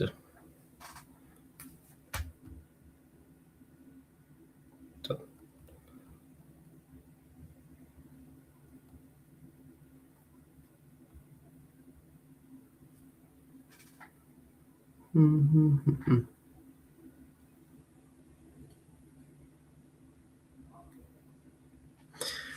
That is strange. That is strange.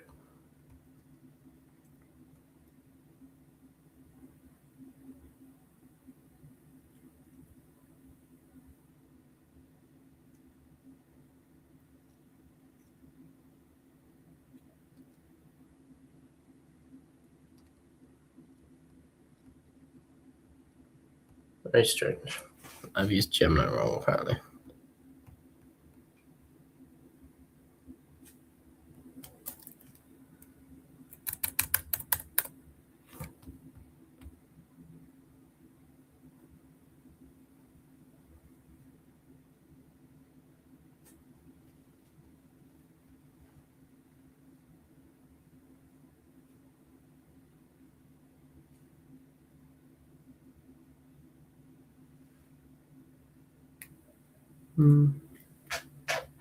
I think, okay, I'm going to end it there because unfortunately I didn't get it working, but I will upload all my changes and I realized I just hit 9 o'clock. So, yeah, we got it working, but the AI kind of let us down. It's just with me, the integrations. But yeah, either way, we've actually got through all of it. I've added some extra stuff you can do, like a cuisine roulette or weekly planner, green tracker.